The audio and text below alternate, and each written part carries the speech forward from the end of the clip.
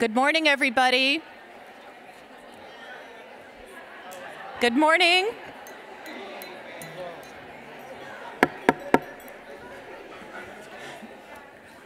Good morning. We're here this morning for the Association's Governance Dialogue. And will the Association's Governance Dialogue please come to order? Not sure what happened to the gavel, but this will do. On your table are copies of today's Governance Dialogue agenda. It lists the items to be discussed and the amount of time allocated to each. As you can see, we have a rich agenda this morning, so let me quickly review some basic dialogue procedures, and then we'll get started. We want to create an informal atmosphere for the sharing of different viewpoints. Therefore, this session is not run according to strict parliamentary procedure. We do, however, have our parliamentarian, Dr. Bierbaum, present, and AJLI's legal counsel, Chris Carty, is also here as a resource for the board and also for the leagues. They're sitting at the business table and are available to help you as needed throughout the meeting. Can you just give us a little wave so people know where you are? Hello. Thank you.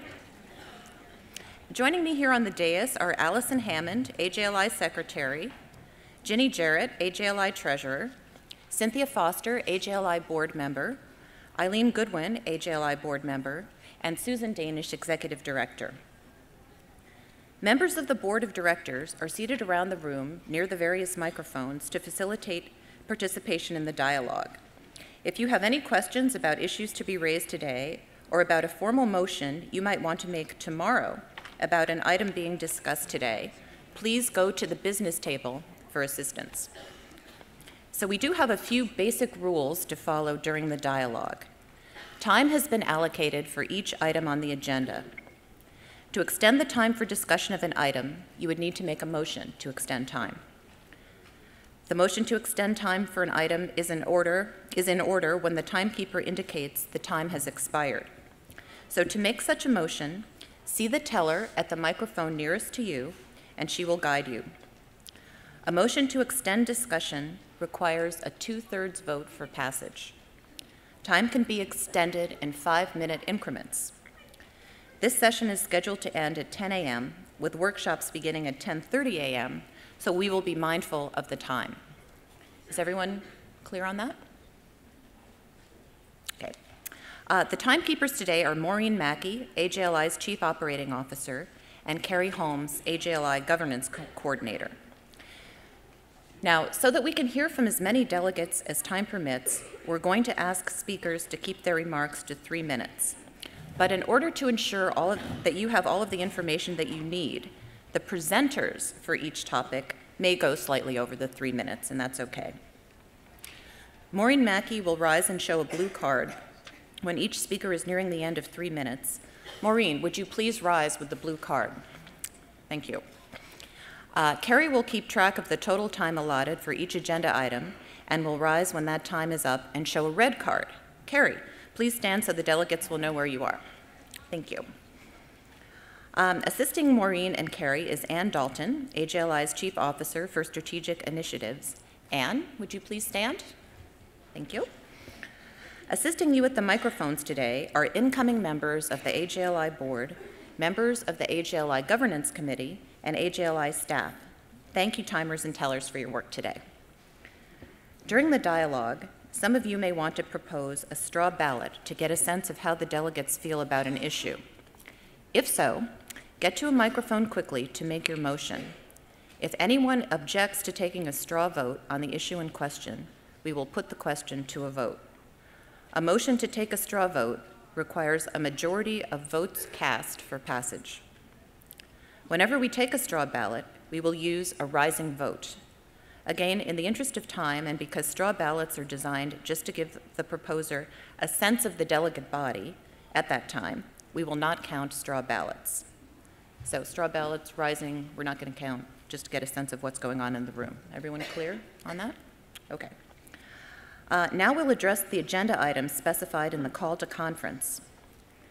Consideration of an association diversity and inclusion commitment statement, amendments to the AJLI bylaws and operational policies approved by the junior leagues, which we call the OPALs, a dialogue topic on brand marketing, and then we will address any agenda items submitted prior to the 6:30 p.m. deadline last night.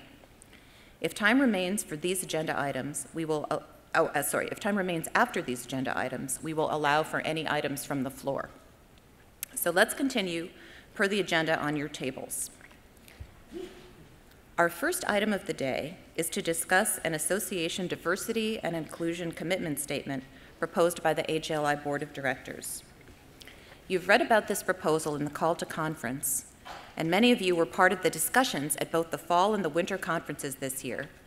As well, several of you served on the AJLI Diversity and Inclusion Task Force, so thank you to each of you, or all of you actually, who have participated in this. Oh, okay, sorry.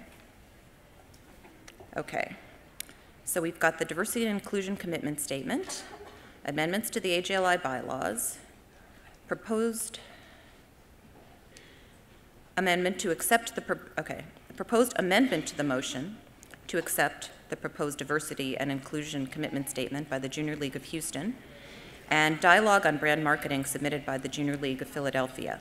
And then if we have time for anything else, we'll do that at the end.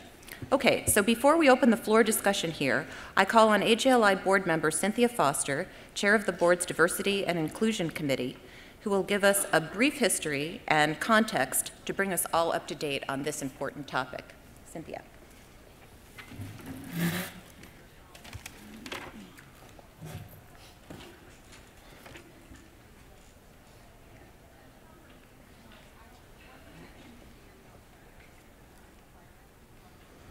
Thank you, Ellen. Good morning, and thank you for joining us today. It is my pleasure to be with you this morning as we discuss the proposed Diversity and Inclusion Commitment Statement and amendments to the AJLI bylaws and operation policies approved by the Junior Leagues, also known as the OPALs. I'd like to introduce the Diversity and Inclusion Board Committee members: Shuba Lembach, Junior League of Columbus; Ann Townsend, Junior League of Brooklyn; Vice President Mary Jo Hunt, Junior League of Buffalo; Task Force Facilitator Eileen Goodwin, Junior League of San Jose; and Ann Dalton, Chief Officer for Strategic Initiatives. So let's get started. Our Reaching Out statement. Junior Leagues reach out to women of all races, religions, and national origins who demonstrate an interest in and commitment to volunteerism. Was adopted as an aspirational statement in 1978. The language in our Reaching Out statement is embedded in both the bylaws and the OPALs. Any change to our current statement requires a vote by membership. Recognizing the importance of diversity and inclusion, at Annual Conference 2013, the leagues adopted an advisory resolution asking the AJLI board to review the current language of the Reaching Out statement. The resolution asked that the statement be reviewed by the board to ensure it reflects the past 40 years of social change. Inspired by the leagues, the board took this opportunity to explore the association's values around diversity and inclusion. Diversity refers to all of the ways we differ. Inclusion is involvement and engagement. As part of its 2013-14 governance plan, the AJLI board established a Diversity and Inclusion Board Committee. Throughout the year, the board reviewed current diversity and inclusion practices in other organizations, both for-profit and nonprofit. We reviewed current promising and best practices in junior leagues today, and we learned about the impact of demographics changes, including those in Canada, Mexico, and Great Britain. During this education period, the board further determined that it would be helpful to create a task force of junior league members who had a background in diversity and inclusion work. 13 junior league members were selected, and recommendations concerning next steps regarding the junior league's commitment to diversity and inclusion were presented to the AJLI board at the December 2014 board meeting. The Diversity and Inclusion Board Committee continued as part of the 2014-15 governance plan. At Fall Conference, the board facilitated a conversation about the benefits and disadvantages of maintaining, amending, or developing a new Reaching Out statement. We further built on these discussions at the following conferences. What you told us, this is what the board heard. As important as it is to be clear about our shared values around diversity, the vast majority of respondents indicate that we also need to address inclusion. A more comprehensive statement, rather than a statement itemizing elements of diversity, is what most of you were leaning toward. Regardless of how the shared values are expressed, there is a strong desire for training and resources from AJLI to support league efforts to be diverse and inclusive organizations. Based on what the AJLI board heard from leagues at both fall and winter leadership, ODI sessions, recommendations from the AJLI board task force, the board had further discussion at the February 27, 2008 board meeting. After much thoughtful deliberation, the board has proposed this diversity and inclusion commitment statement for the league's consideration. As we learned, there has been a dramatic change to the legal landscape concerning public accommodation laws that protect a growing range of persons and conditions. These laws vary from jurisdiction to jurisdiction, making it virtually impossible for there to be a single minimum standard in the AJLI bylaws that applies to all junior leagues. Based on this ever-changing environment, the board is recommending that the junior leagues delete the language around the reaching out statement from the bylaws and amend language in the opals. Here you see a clip from our current website showing the mission, vision, and current reaching out statement. On this side, we see the same clip with the proposed language inserted. Even though we will not house the new statement in the bylaws, we see this as an aspirational statement and will live it and share it for the world to see. It would be housed here as an example, along with many other internal and, more importantly, outward-facing materials yet to be created. Our hopes is that it will become an innate part of each and every junior league, as well as the association. Our commitment to diversity and inclusion will not end here in Los Angeles with the adoption of a new statement of values. We know there is a strong desire for training and resources from AJLI to support league efforts to be diverse and inclusive organizations. Both the board and staff are committed to assuring these resources are available. Our intent is to continue to provide resources as soon as they become available. As an example, AJLI staff members will be reaching out to leagues to review their current public accommodation laws and field your questions about any possible changes needed to amend your league's bylaws as a result of tomorrow's vote. We will be working on this together as an association, and we will need to take the time necessary to ensure we are producing the best quality materials possible. I'm now going to turn this over to Eileen to review the motions.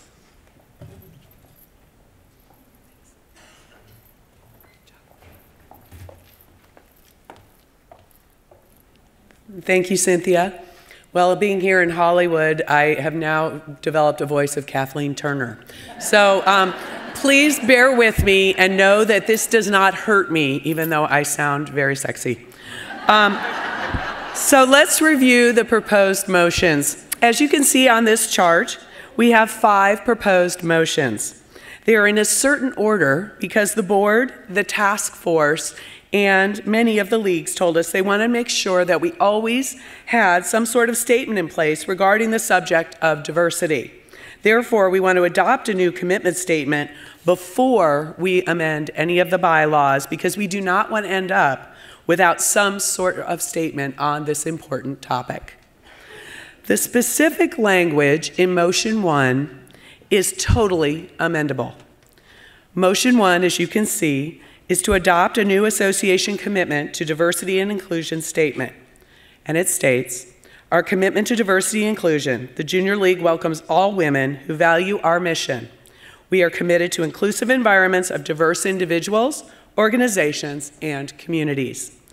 Why are we proposing this statement? There is a desire to have a specific, proactive statement covering both diversity and inclusion, as you just heard. The board is suggesting that the mission be referred to, as you can see in this proposed language. There was also a desire to be specific about a reference to all women proactively. Where would this statement live? In 2009, the association adopted our current vision statement, which is not included in our bylaws. This proposed commitment statement pertains to our values and therefore would be housed with our vision statement, as you just saw as Cynthia put together. Now I'm going to hand it over to Ellen Rose to have discussion. Thank you. Okay.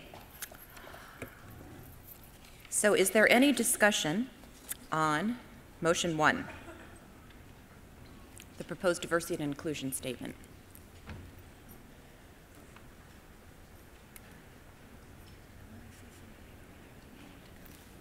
I can hardly see you, I'm sorry. The lights are very bright.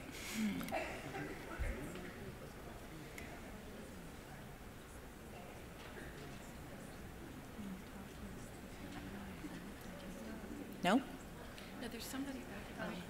Oh, sorry.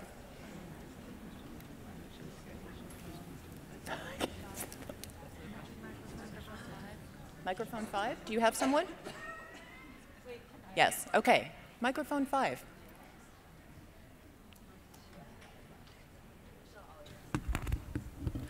My name is Christina Connett with the Junior League of the Oranges and Short Hills. I have a question about the last part where it asks about or mentions about the organizations and the communities. Why do you have that as part of the statement? Why does it just stop at individuals? The board discussed this, and we felt that it was important, because this is an outward-facing statement, to be more inclusive about organizations such as potential partners or funders, and to be very specific, and we talked about this a lot in the task force, that diversity and inclusion would also be with our actual communities that we serve. So this language is intended to reflect all of that thinking.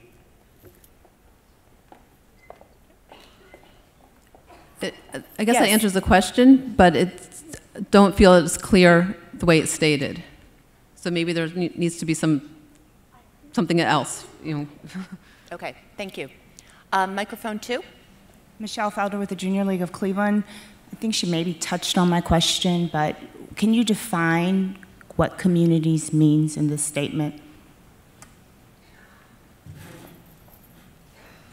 Maybe I should just keep standing up. Okay. As the conversation happened, we meant communities to be the communities that the junior leagues are serving and are chaptered in. So our areas, if you will.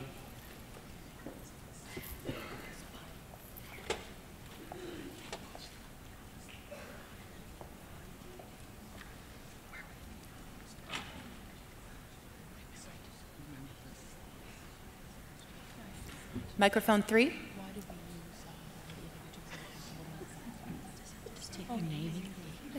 Hi, Carla Gustafson with the Junior League of Calgary. My question is in the second sentence you've used individuals as opposed to women, and I'm wondering why.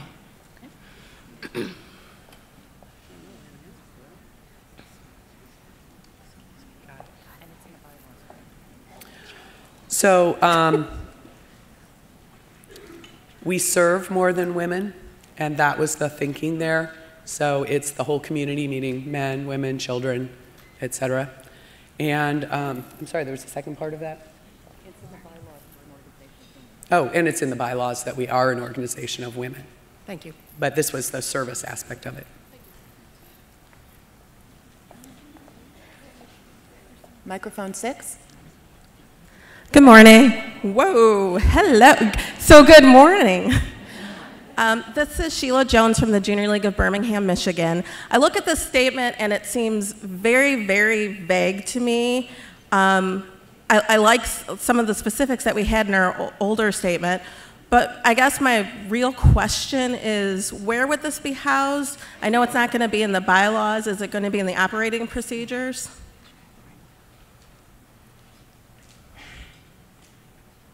So similar to the vision statement, it won't be housed in the bylaws or the opals. It'll be standing by itself, as we do now. And back to that screen where the mission is in the bylaws, the purpose is in, I don't want to get this wrong, bylaws or opals. The vision stands alone, and our commitment statement would stand alone.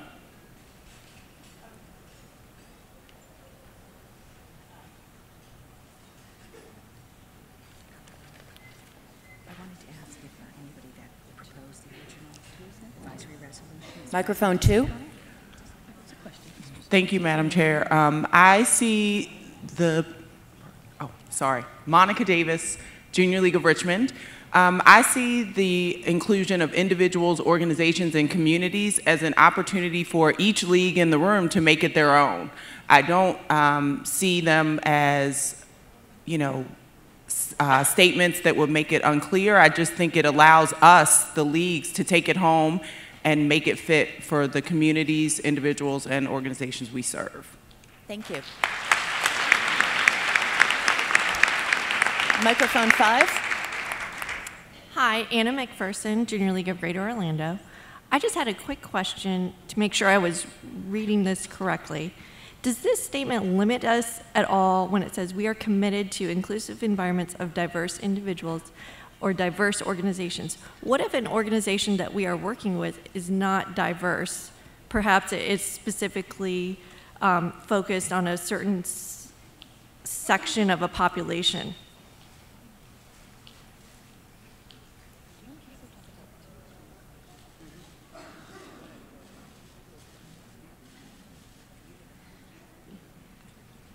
So this statement is an aspirational statement, and aspirational in the sense that back in 1978, so was the reaching out statement. So is it going to be able to cover everything tomorrow? No, this is where we are heading with this statement. And Eileen's going to address the, as we refer to it, the comma, comma, comma. So there was a strategic conversation about making this broad, as the delegate just mentioned, and let you all make it your own. And as we know, our previous reaching out statement and some of your individual leagues' public-facing statements have a lot of commas, and by that we mean age, race, sexual orientation, other things like that. And you're certainly welcome to continue to use those as you choose to. But we thought this was a broad enough statement as a value for our whole association, but you could still have as public-facing should you want to make some of your own league materials more detailed.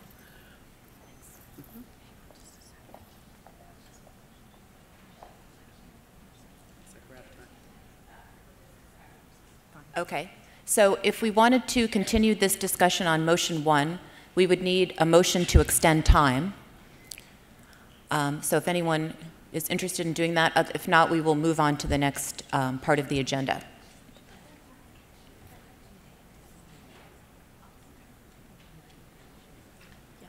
Okay, so moving on. Oh, that's me. That's you. Yep.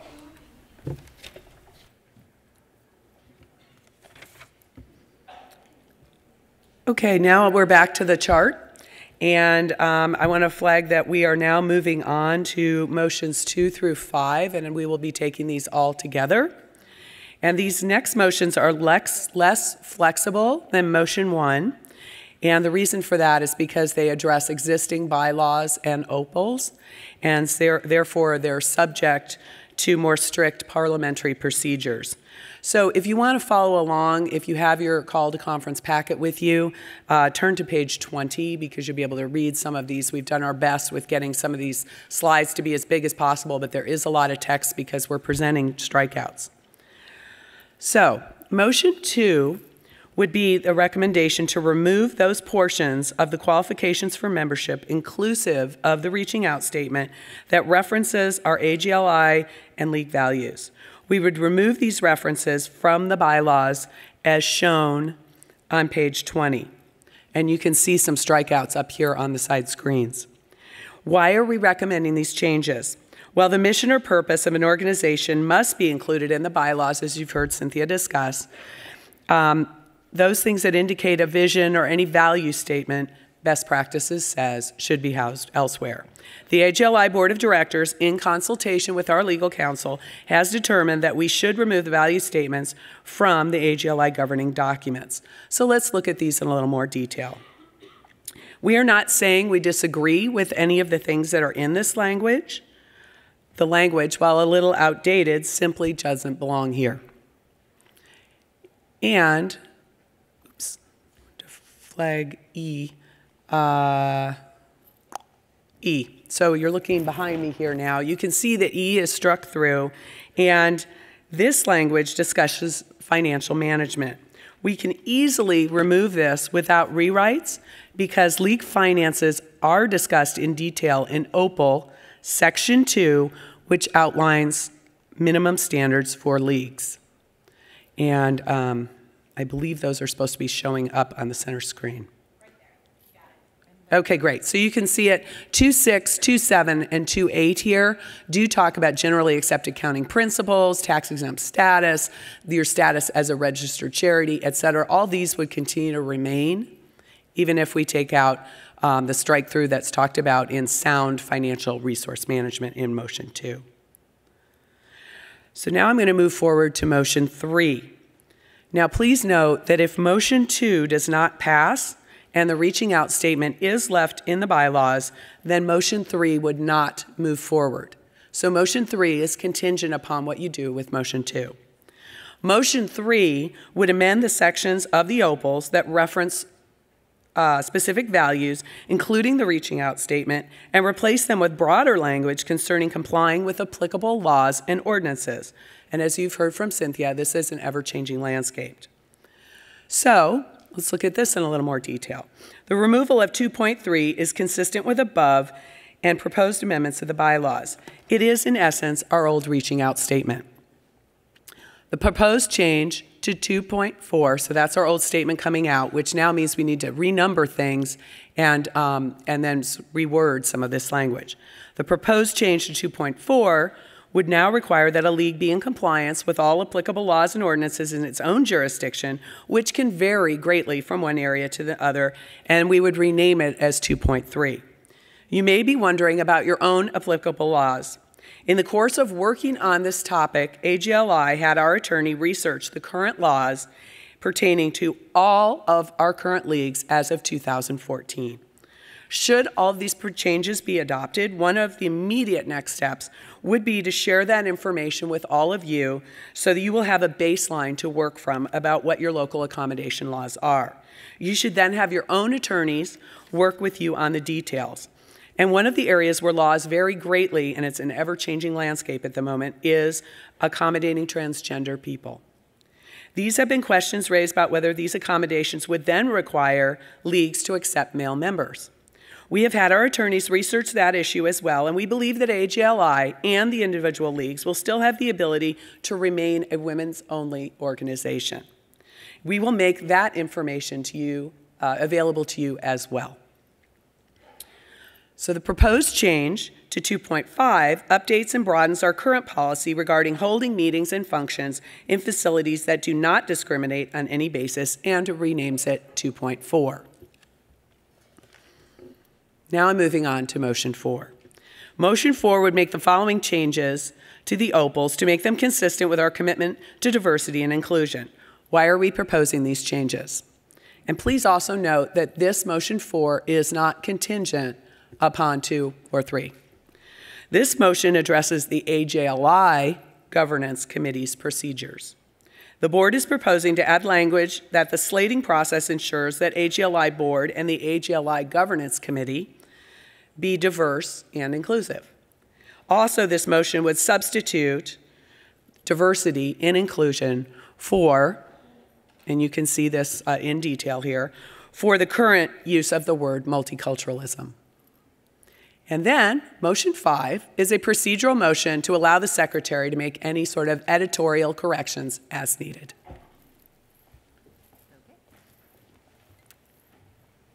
Thank you, Eileen. So do we have any discussion on motions 2 through 5?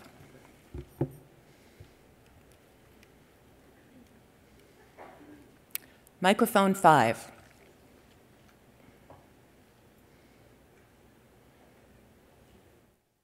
It's not. Valerie, Pontiff from Boston.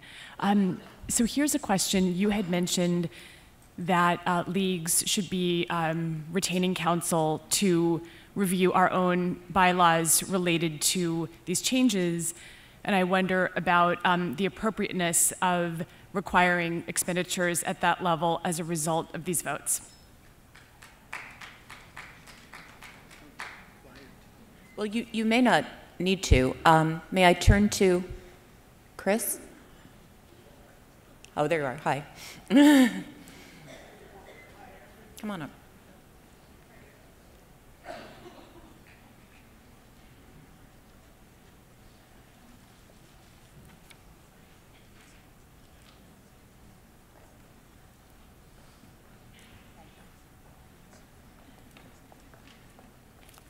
I don't want to take up all of the 20 minutes on my response. I think all that was being suggested is that if each public accommodation law in the state and in the city or geographical area, for example, county, may be different, and rather than having someone swoop in from another city and dictate to your organization, this is what the law is in your community.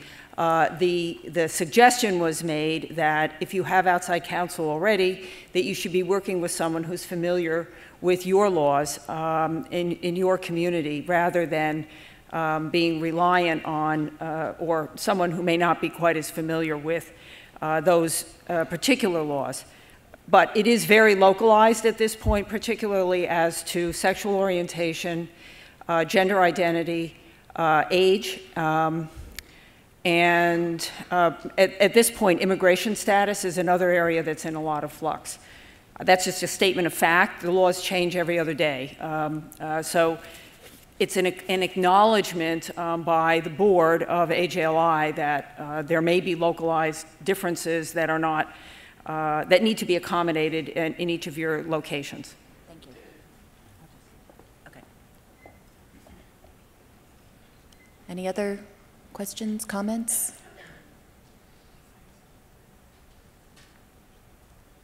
Okay. So, sorry? Oh, microphone 5.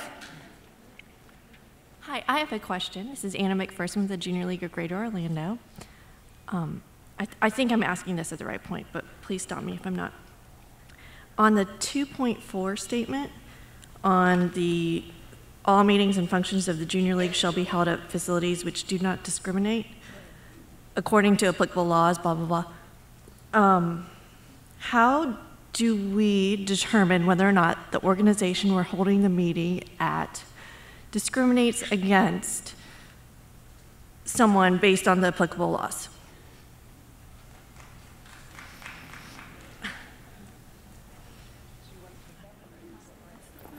How do we know if the facility discriminates against people based on? I can start it, and then you can finish it.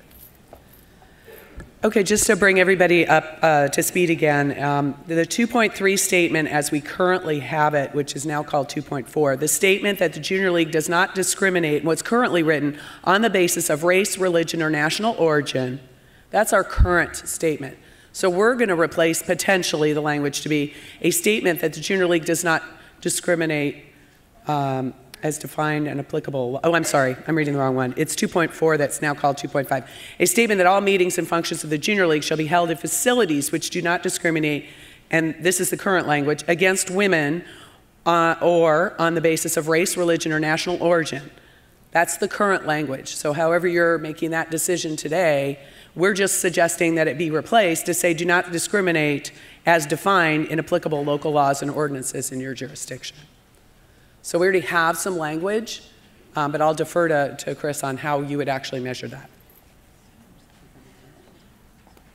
If I understand the question is how do you determine if an organization where you're going to hold an event is discriminating? There is no requirement, I think, that a league go and conduct an independent investigation. Almost all hotels or public places have statements of non-discrimination policy on their websites and in their materials. And the reason is that there is one law or another that requires them to have a non-discrimination statement, whether it's an employment non-discrimination statement or in the case of real estate that's covered by the Disabilities Act, a non-discrimination statement with respect to disabilities, et cetera. So I think your organization is safe in consulting the public documents of an organization where you are going to be holding an event to determine and take them at their word, unless information comes to your attention which contradicts the non-discrimination statement that's in their public documents. I'm not saying you have to go search for it or you should go conduct a big investigation, but if something hits you in the face, you can't ignore it. So I hope that answers the question. It does. My hang-up is that sometimes we have meetings at churches. Sorry, could you repeat that, please? Sometimes we have our meetings at churches and church spaces, and that seems to be a particular hotbed area right now with this sort of stuff. It is a hotbed, that's correct. And so therefore, I wouldn't even venture to give you an opinion about your location because it is a hotbed. Generally, churches get a pass. They are allowed to discriminate based on their religious belief, churches, mosques, synagogues. So it's not, most of the debate is not around the religious institution itself, but rather about the extended affiliates of a religious organization. I mean, that's a conversation that we would need to have, I think, offline. If we have to have this conversation in the 20 minutes, I think the short answer is you are allowed to hold events in religious organizations, a church, a synagogue, a mosque. I think that's all you need to know for today. If you get beyond that, then we need to have a discussion or a talk to a local attorney. Thank you. That answered my question. Microphone 5. Thank you, Madam Chair. Julie Bagley, the Junior League of Dallas. I just wanted to share that we have spoken with our attorney because we were concerned about the language in Motion 2.3, specifically that we would follow all applicable laws and ordinances in our jurisdiction. So we had our attorney do a little research for us, and I wanted to share that. Basically, Section 31.3 of the Dallas City Code prohibits public accommodations from discriminating on the basis of race, religion, sex, color, or national origin. While we are it also does not apply to bona fide social, fraternal, educational, civic, political, or religious organizations when the profits of the accommodations, advantages, facilities, and services above reasonable and necessary expenses are solely for the benefit of the organization. So while it is likely that we would be exempt as one of those fraternal educational organizations, if Motion 3 passed, the women-only status of the organization would be impacted if JLD could be considered a public accommodation under Dallas City Code 31.3. And the problem that I see is that those things are determined on a case-by-case basis, and therefore we don't know for sure if we would have to apply to that women-only accommodation.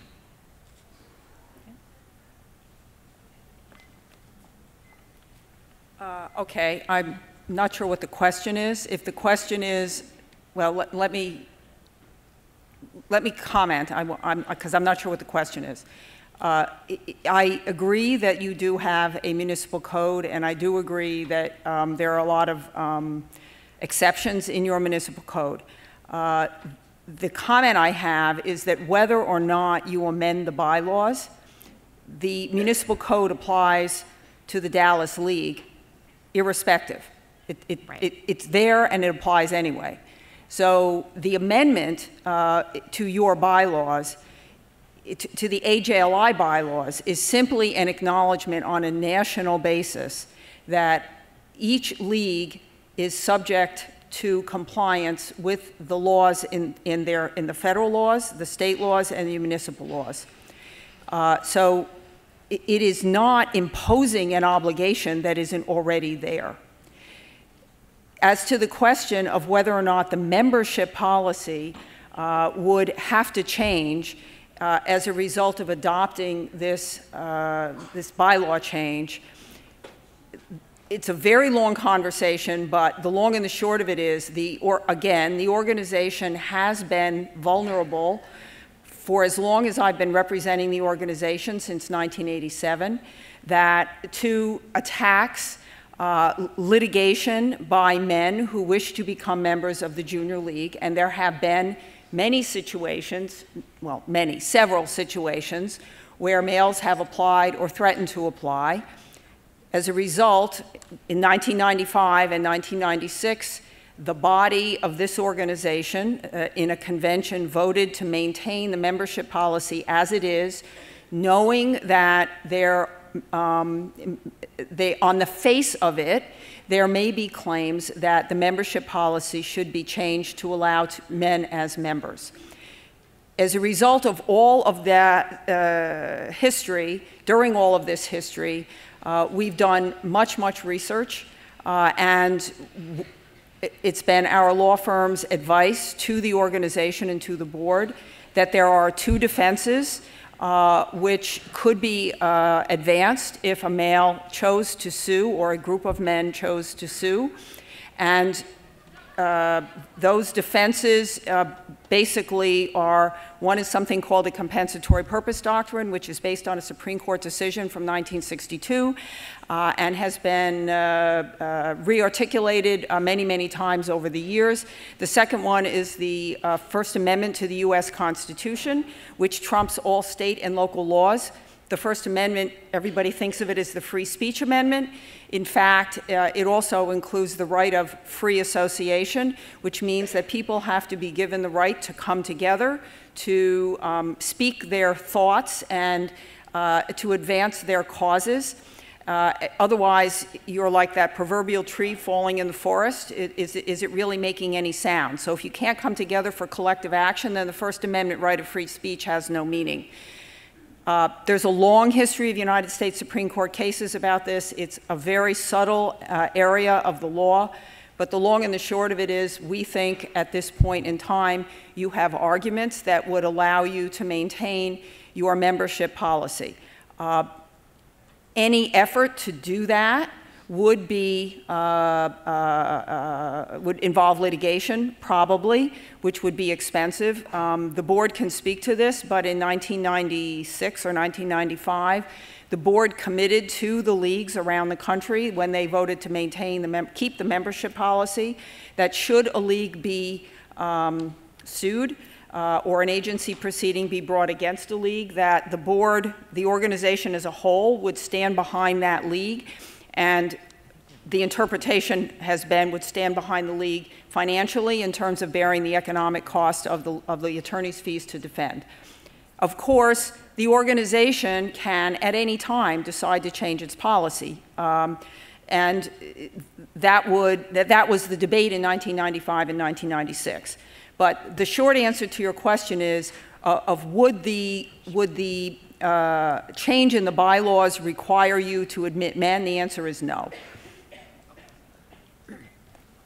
I think there was something at microphone 6. Yes, and then 2. Thank you. Gregory Nowak, Junior League of Austin. My statement or comment about 2.4, the meetings and functions.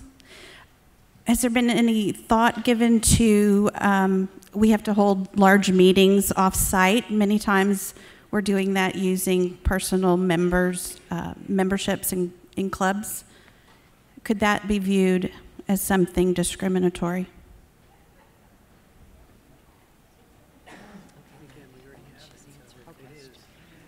Well, first of all, the issue of clubs is that a club may be a private organization that is not subject to the public accommodation law. So that's one potential exemption.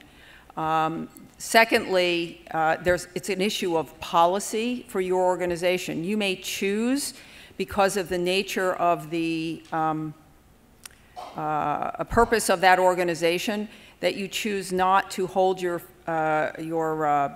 events there, just as many people in the United States were saying they weren't going to go to Indiana after Governor Pence made the statements he made about the law that was passed there. You can do an economic boycott, but the change in the bylaw doesn't affect whether you're violating or not violating an existing local law or state law. it is what it is.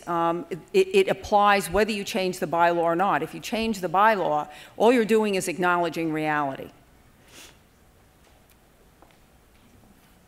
Microphone 2. Oh, sorry. Sorry. So we could have a motion to extend time on this topic. Would anyone care to make a motion to extend time? Yes, microphone 2. Oh, I motion to extend it. Second. Okay, we have a motion and a second to extend time for how long? For 5 minutes? It has to be increments of 5 minutes. 1 minute. No. 5 minutes. 5. I actually just have a quick question. I'm Okay. Anna Pappas from the Junior League of Well, wait. Evanston. We have to vote on that motion to extend time. So, sorry. So we've got a motion and a second to extend time. Minimum is 5 minutes. All in favor, say aye. Aye. All opposed? Okay, motion is carried. Please go ahead. Okay. My question's really quick. Anna Pappas, Junior League, Evanston North Shore. In relations to this question about locations, is it safe to have meetings in our homes? Yes, it is. Okay, that's all I needed to know. Microphone 5. This is Audra Dinora from Junior League of Boston.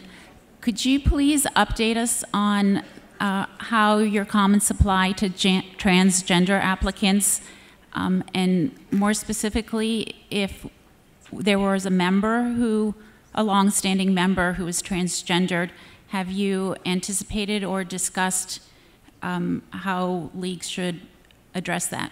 Oh, yes. So definitely we have spent many hours discussing this, both at the task force level as well as at the board table. And we have done some scenario examples and really done a lot of what ifs. And I'm going to turn it over to Chris to give you an update.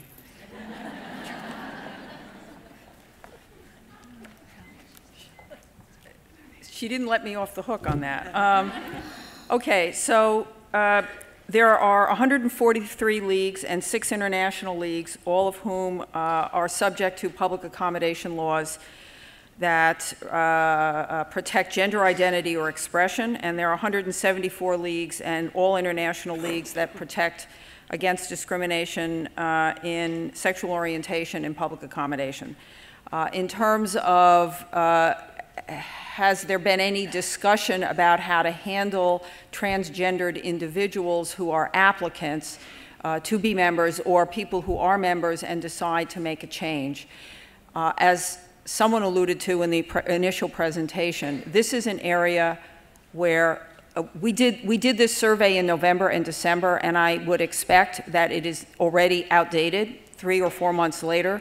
Laws are being passed in a fast and furious fashion throughout the country, determining who is a transgendered individual and is, who is a female who has become a male, or a male has become a female. There is no single test. Different agencies apply different standards. If you want to apply the broadest standard, let me just say, some require that you've had an operation, some require that you go through hormone therapy, some require that you produce a psychiatrist or a psychologist certificate that you've been under treatment for a year, and some require only that you sign an affidavit. If there is a lot of room for local interpretation here, both because the laws are moving quickly, and also because your particular locale may have no law or a law that says certain things. The short answer is, if you have someone who applies and is, I believe this is the advice I'm giving at this point. If you have someone who applies, who identifies as a male, and has not completed a transition to being a female, however we decide that is, whatever you decide is required in your locale, then you have the right to say, you're not a female yet, so therefore you can't be a member of the organization. If you have someone who is a female and is a member and decides to change to become a male, Upon the completion of that transition, again, subject to definition, which we have to decide based on the locale, then that person would need to be excluded from your membership, which may provide its own issues, but it's a fast-moving area, so I really can't say this is the answer. There is no certain answer. Oh, yes, okay. So I was reminded to say that, I think I said this, a person says, signs an affidavit saying that they are now a female or now a male. There are some locations where it's simply enough to say, to self-identify, to say, I identify as a female or I identify as a male. And for those of you who have not been keeping track of this, there are a lot of articles, they've been in the New York Times, et cetera, about the the same issues that colleges are facing, particularly traditionally women-only colleges and universities.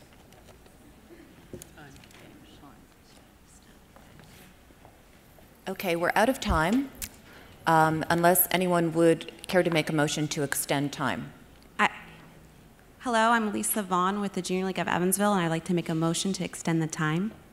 For 5 minutes. Okay. Do we have a second? Okay. All in favor? Opposed? Should we have the standing? I think it's pretty close. So all in favor, please stand. This is voting delegates.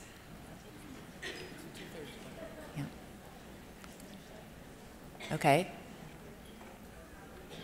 Thank you. All opposed?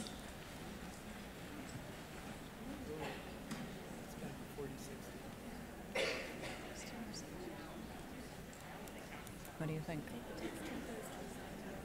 Yeah. Okay. I don't think we've got the 2/3 to pass the motion. Yeah, the next, I'm being reminded the next topic is very similar to this, and so you will probably have an opportunity to ask your question or make your comment, even though we're moving on. So, okay. Right. Okay, so now the chair calls on the delegate from the Junior League of Houston.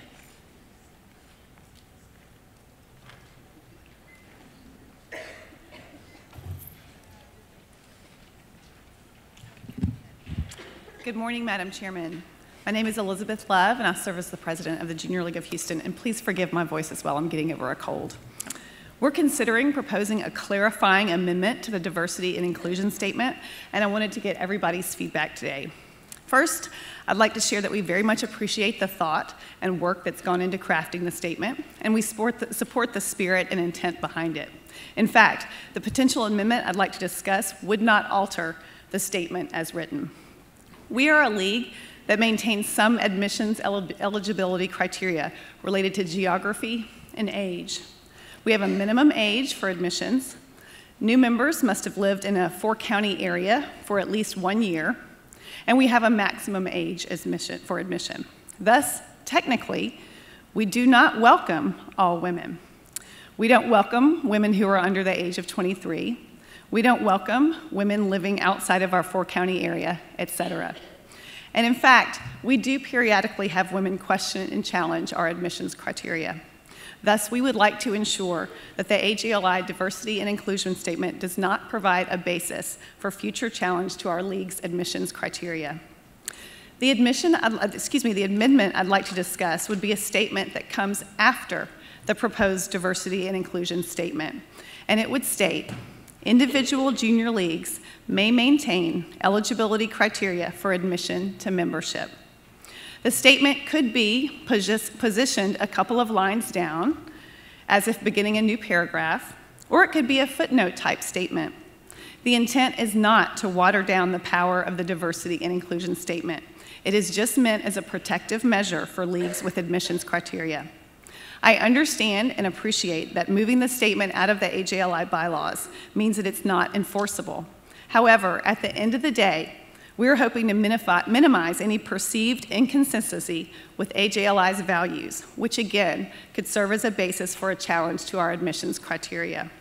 To repeat, The potential amendment would read, individual junior leagues may maintain eligibility criteria for admission to membership. I know that other leagues maintain admissions criteria, and I'm interested in hearing if you think this proposed amendment would be of value. I will note that this is in keeping with advice from our attorney. Thank you. Thank you.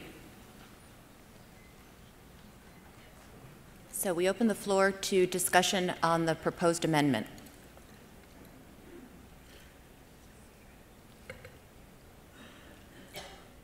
Microphone 3. Question, Tara Ashmore from the Junior League Montclair, New York.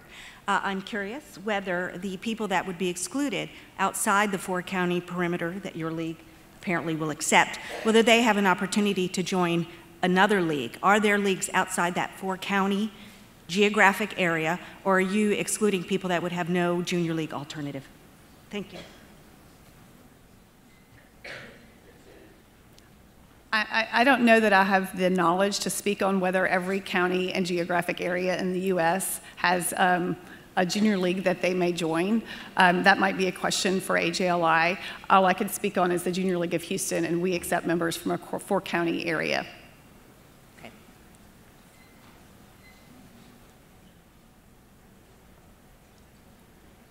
Anything else?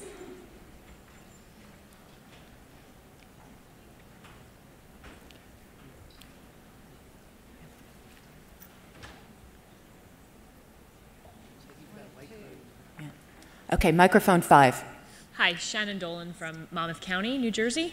We also have membership requirements. We do have an age minimum. And so this would be an interesting amendment for us in that sense. I guess I'm interested in hearing AJLI's recommendation, or perhaps the attorney's recommendation and thoughts on the fact that it was recognized that it's not part of the bylaws and therefore it's not necessarily enforceable.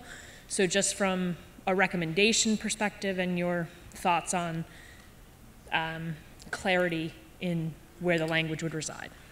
Okay.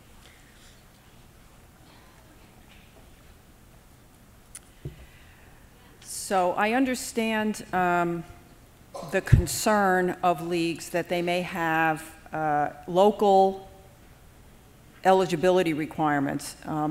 Every organization has eligibility requirements. You complete your provisional training, you pay your dues. Perhaps it's a geographic limitation. Here's where we have to get a little into the weeds about what do the public accommodation laws cover and what don't they cover, and what do they not cover, sorry. So a geographic, just to be very specific about the issues of concern, there is no public accommodation law that I'm aware of that protects your geographic residence, puts you in a protected category because of your geographic residence. So regardless of where the requirement is put, meaning is it in the statement, your aspirational statement, or is it in your bylaws, geography isn't, at this point in the life of the United States, geography is not a protected category. But the more important point to note with respect to the minimum wage and the minimum age and the perhaps maximum age and sustainer policies of leagues, which differ around the country as I understand it, is that the public accommodation laws in your area, if they apply, already impose an obligation, and that putting something, a disclaimer of some sort into your diversity and inclusion statement does not change at all, under any circumstances, your obligations under a law. So to my mind, just on a purely legal basis, the desire to protect the organization by adding a disclaimer, wherever it's added, to the diversity and inclusion statement is ineffective. So if you're already vulnerable, you're already vulnerable. Now, when I say get down to the weeds a little bit, if you were to be challenged on the basis of age, just as I talked about membership a few minutes ago, the first thing to do is look at is your organization in some way excluded from the statute because you're a private club or organization, because you're a charitable or fraternal organization under your particular local law.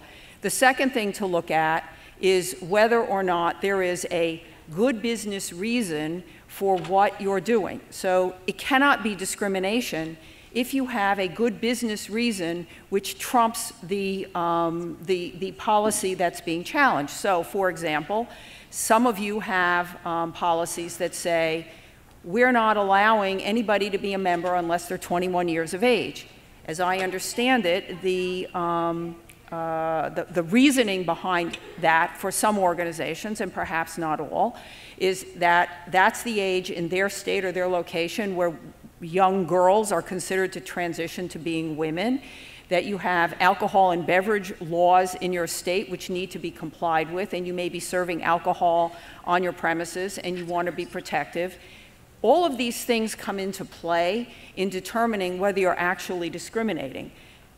But where I come out about this particular provision, and I'm willing to talk to any league about their particular circumstances, but where I come out with respect to this particular addition in terms of advising all of the leagues is it doesn't accomplish the goal, the stated goal of trying to be protective of those leagues that have singular membership criteria.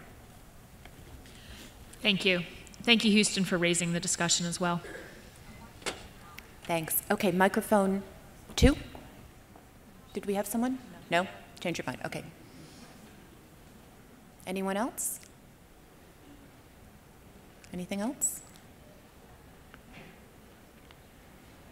Sure. And again, our goal is to ensure that we are not appearing, or that there is no perception of inconsistency with what AJLI's values statement is. So, Madam Chairman, may I call for a straw ballot on this amendment? Yes, absolutely. Okay, so the delegate from Houston is calling for a straw ballot to determine support for the proposed amendment. Would you please repeat the proposed amendment? Sure, absolutely.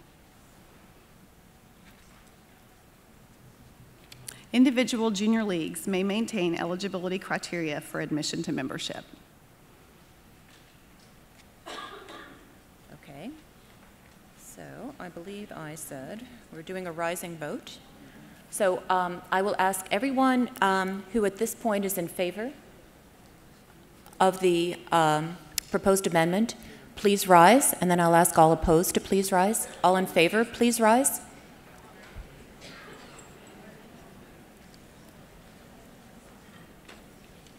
Do we count? Okay, thank you. All opposed?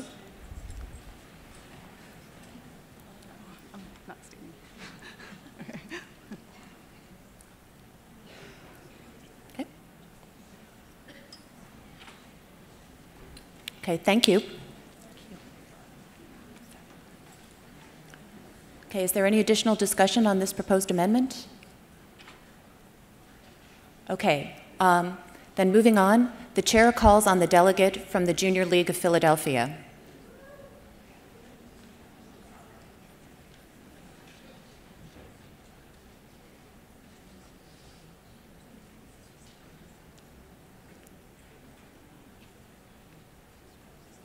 Got a little bit of an obstacle course. Sorry. Can I take this down? Very short, sorry. Hello. I didn't prepare a statement for this, but let me just give you some background on the impetus of the advisory resolution. Over the last couple of years, there's been conversations about a collective voice, and we were discussing that at Poll, and what occurred to us was that we are all interested in having the country and our neighborhoods and our communities know what the Junior League is. And I was essentially at Poll proposing making that a collective voice action. And it appeared through some conversation that it's really more an advisory resolution. Just as we've gone through the 2 years discussing and investigating the inclusion statement, now that that is coming to an end, it would be a good time for the board and for all of us to ask the board to focus on some brand marketing of who is the Junior League and really getting our name out there.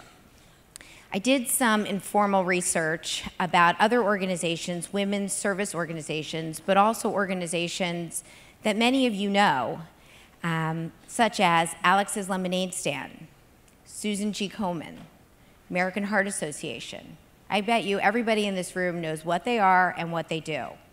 But if you ask people in your community or your friends and family, as I heard some people talking about yesterday in the 12 slides in 12 minutes, and they were discussing about marketing, unfortunately, many people in our community don't know who we are. And they're saying, they might call us the Junior Achievement. You ever heard that? Little League.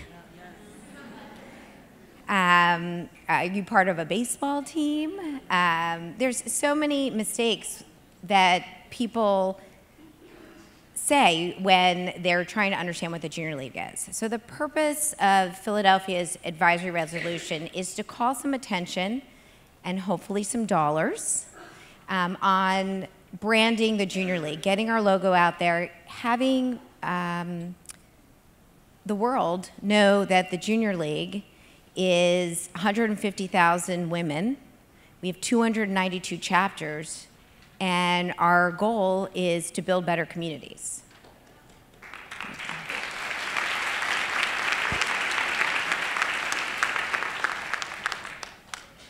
So that's all I have to say. Thank you. Any discussion?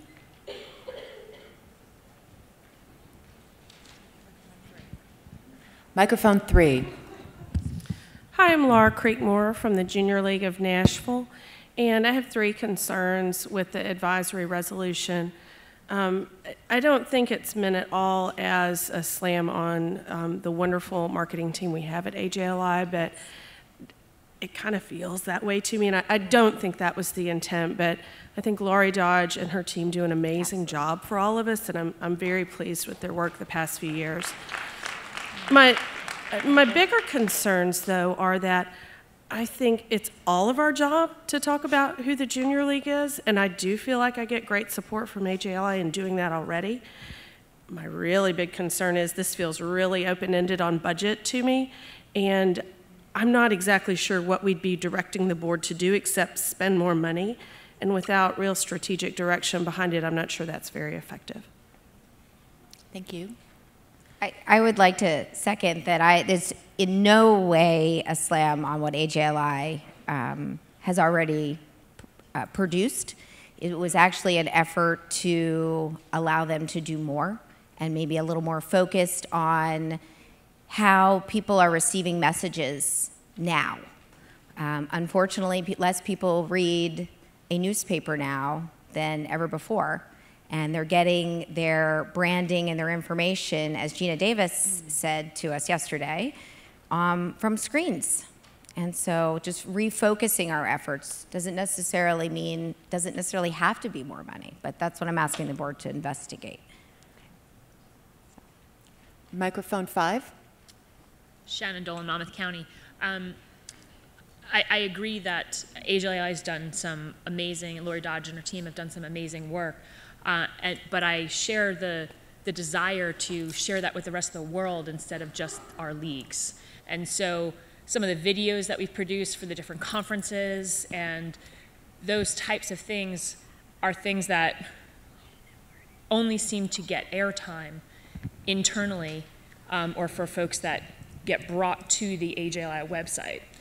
So I think some external, perhaps, push could create some more momentum and could also help member leagues. I do think it is the responsibility of the local member leagues to also promote themselves. So I see it as a partnership, and I do think that there is an opportunity for AJLI to lead in a much broader umbrella aspect, and I don't think it would be a significant budget impact given there's a lot of collateral that exists today and that we already have budgeted as we go forward that could be leveraged in just a much broader way. Thank you. Microphone 5. Hi, Leslie Cully, Spokane, Washington, and I just think that this resolution is really timely, especially when the theme is the multiplier effect, and how, and it's also a vote of confidence into AJLI and what we've seen with the transitions and the rollouts, especially in the community and governments area, that it would be wonderful if we did work as a collaboration to have AJLI help us be more effective in our marketing strategies as a local league, especially since we're from a smaller league, so we don't always have the resources or the time to develop an amazing marketing strategy. And so any sort of guidance from you guys of how to do that and how to be branding the same message, I think would help us expand our message and expand what we want to say and how we want to say it. Thank you. Thank you. Microphone 1. Hi, Jen Curry, Junior League of San Francisco. I was part of this discussion, so, when we all become president, we have a lot of things to do. And, and I think we all really, thank you. And we all want to do things really, really well. And with this specific issue, getting our names out, of course, is our priority. And we are the ones that know our local markets, but we do need help with the bigger messages and taking that, working with AJLI and localizing it. So this conversation, which I was part of at Poll, was really about how can we get some resources moving that we can then localize and tell this really great story. So it's taking the great work of AJLI, localizing it, and making us all really successful all across the country. And so I hope that the intentions are clear, they're good, but that we really are trying to do individual work for the good of the whole. Thank you. Microphone 5. Hi. Oh, wow, sorry. Lynette Russell with the Junior League of Tampa.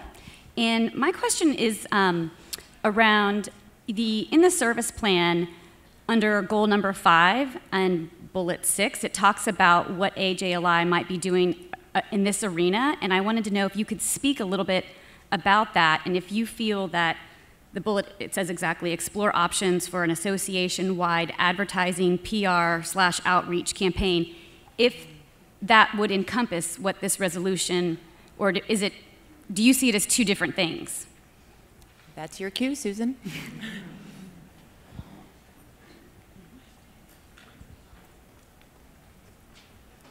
Actually, I'm happy to answer this question now, or we could answer it at the service dialogue later today.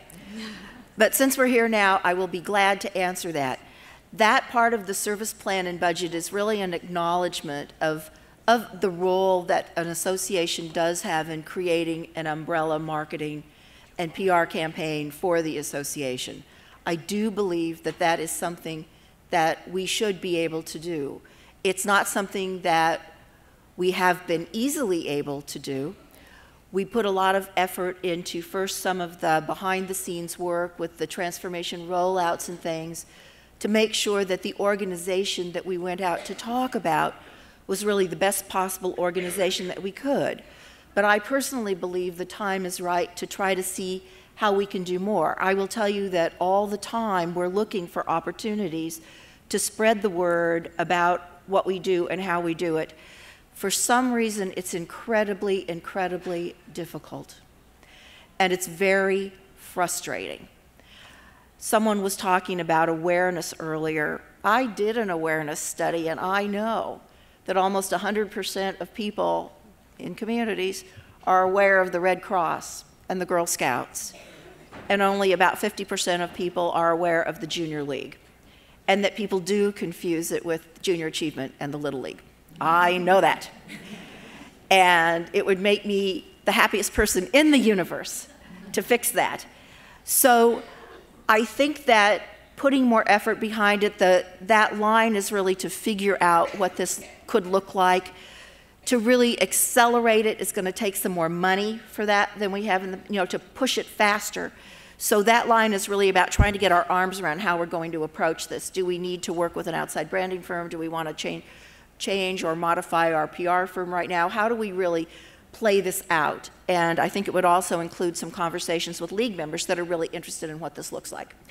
If this advisory resolution passes, then more likely than not, the board would delegate this advisory resolution to the staff. And so that's kind of what we would be doing next. We do have something in the budget about a social online marketing test, because we think that that's really efficient media, and we haven't used that before, so we don't know a lot about it. But a really full-blown marketing campaign can have so many pieces to it, and with all the different kinds of media outlets we have today, it's even so much more complicated, and really figuring out how we get the biggest bang for our buck is something that it's going to take us a little bit of time to figure out. Long answer to a question, but I hope that helped. Did that help? Yes, thank you. Or confuse? No, it did. Okay. I think we're out of time. Sorry. Would anyone care to make a motion to extend time on this topic? They would. Okay? Yes. Can I make a motion to extend for 5 minutes? Really, I only need one, but 5 minutes. You may, yes. We have a motion and a second. All in favor, please say aye. Aye. All opposed, please say nay. I think the ayes have it. I just wanted to take a straw ballot of support for the advisory resolution. Oh, okay. Do we need a second? Do we need? Okay, so all in favor of the advisory resolution, we're taking a straw poll. Voting delegates, please rise. All in favor?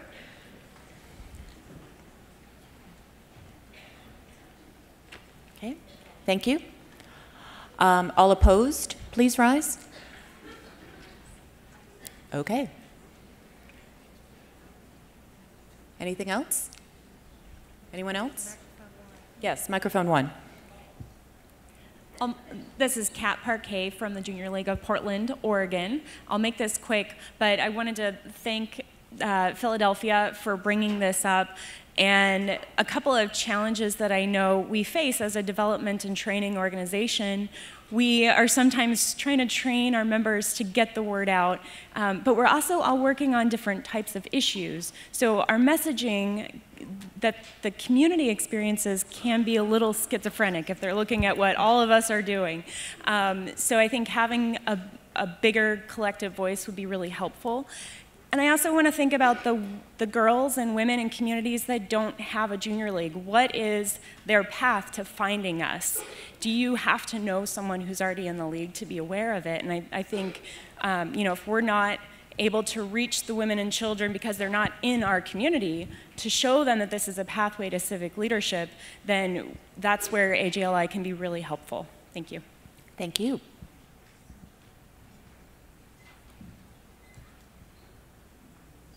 Anything else? Okay. So, I want to thank all of you really for your participation in what really turned out to be a rich and collaborative association dialogue. So thank you everyone who took the courage to come up to the microphone and participate. Really appreciate it. As we prepare for the annual meeting tomorrow morning, let me just remind you that the voting delegate from each junior league must have her red voting ribbon and her red voting card with her for the meeting. It's scheduled to start at 8:45 a.m., and only those holding the red voting cards and ribbons may speak at tomorrow's meeting. If you have any questions about this, please come to the business table here in the middle of the room, or to the governance office in the Malibu room, where members of the Rules Committee and the AJLI board are available to answer questions. Governance office hours today are from 10 to 10:30 a.m., from 3 to 3:30 p.m., and from 6:15 to 6:45 p.m. Leagues wishing to propose amendments to the proposed advisory resolutions during the annual meeting must submit 4-part motion forms to the Rules Committee no later than 6:30 p.m. this evening in the governance office, and the forms are also in the governance office. If you wish assistance in writing an advisory resolution, please come to the governance office for help from the Rules Committee and AJLI board members. All advisory resolutions for consideration at tomorrow's annual meeting must be turned in no later than 6:30 p.m. this evening at the governance office in the Malibu room. Leagues that wish to add or remove their names as a co-sponsor of an advisory resolution to be considered at the annual meeting may do so in the governance office no later than 6:30 p.m. this evening. So also, just a reminder, if your league's delegation has to leave before the start of the annual meeting tomorrow morning, you need to obtain a proxy form this evening. So please either come to the business table right now or come to the governance office during its office hours today. And tomorrow, as written in the call to conference, during the annual business meeting, the voting delegates only, the voting delegates will be seated in the color-coded section at the front of the room. And we hope that will make our voting a little bit more efficient. The alternate voting delegates, other delegates, staff, presenters, anyone else will be seated at tables at the rear of the room and in the raised sections on the side of the room. So we've instituted this change just to make the voting more expedient, easier to count people when they're all in one place. So we'll see you later today for the Mary Harriman Award Luncheon. See you later. Thanks.